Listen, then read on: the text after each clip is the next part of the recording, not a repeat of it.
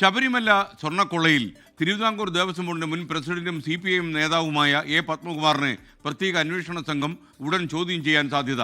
ഹാജരാകണം എന്നാവശ്യപ്പെട്ട് A. പത്മകുമാറിന് notice കൊടുക്കും. അതേസമയം ദേവസ്വം വകുപ്പ് മന്ത്രിയുടെ രാജി ആവശ്യപ്പെട്ടുള്ള കോൺഗ്രസിന്റെ സെക്രട്ടേറിയറ്റ് മാർച്ച് അല്പസമയത്തിനും ഉണ്ടാകും. KC വേണുഗോപാൽ അടക്കം മുതിർന്ന നേതാക്കൾ ഈ പരിപാടിയിൽ പങ്കെടുക്കും.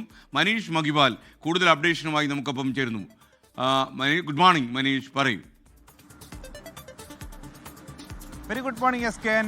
പത്തനംതിട്ട CPMന്റെ ജില്ലാ കമ്മിറ്റി അംഗവും കോന്നി മുൻ MLAയുമാണ് A. പത്മകുമാർ. 2019 ഇപ്പോൾ വിവാദമായ സ്വർണ്ണ കൊള്ളയിൽ അന്ന് 2019 ദേവസ്വം പ്രസിഡന്റായിരുന്നു A. പത്മകുമാർ. അതുകൊണ്ട് നിലവിൽ പിടിയിലായിട്ടുള്ള 6 പ്രതികളാണ്.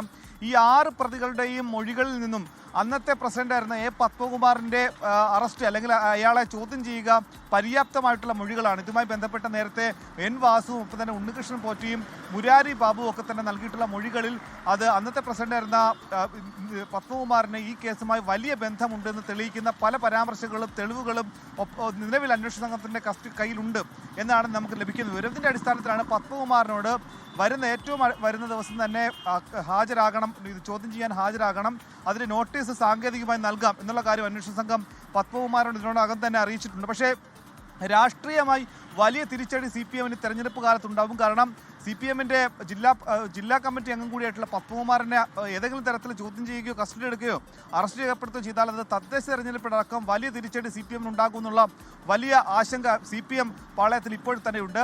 ഇതുമായി ബന്ധപ്പെട്ട SITക്ക് പക്ഷേ 2 ആഴ്ചയ്ക്ക് കൂടി മാത്രമേ ഉള്ളൂ ഇതിൻ്റെ സമ്പൂർണ്ണ റിപ്പോർട്ട് ഹൈക്കോടതി ദേവസ്വം ബെഞ്ചിന് മുൻപിൽ കൊടുക്കാനായിട്ട്. പക്ഷേ ആ കാലയളവിൽ തുള്ളിൽ തന്നെ ഇതുമായി ബന്ധപ്പെട്ട കാര്യങ്ങളൊക്കെ തന്നെ ഹൈക്കോടതിയിൽ ബോധിപ്പിക്കാറുണ്ട്. ഈ രണ്ടാമത്തെ കേസിൽ കട്ടളപ്പാളി കേസിലാണ് 8ാം പ്രതിയാണ് പത്മകുമാർ. പത്മകുമാറിൻ്റെ പേര് നേരിട്ട് FIRൽ പ്രാഥമിക അന്വേഷണ റിപ്പോർട്ടിൽ പറയുന്നില്ലെങ്കിൽ കൂടി 8ാം പ്രതി എന്ന പേര് ചേർത്തിരിക്കുന്നത് ദേവസ്വം ബോർഡ് എന്ന രീതിയിലാണ്. ദേവസ്വം ബോർഡ് പ്രതിയാകുമ്പോൾ ദേവസ്വം 2 അംഗങ്ങളും പ്രസിഡന്റും കൂടിയായിട്ടുള്ള 3 പേരാണ് ആ ദേവസ്വം ബോർഡിന്റെ പ്രതി പട്ടികയിൽ സാധാരണയായി സ്വാഭാവികമായി വരിക.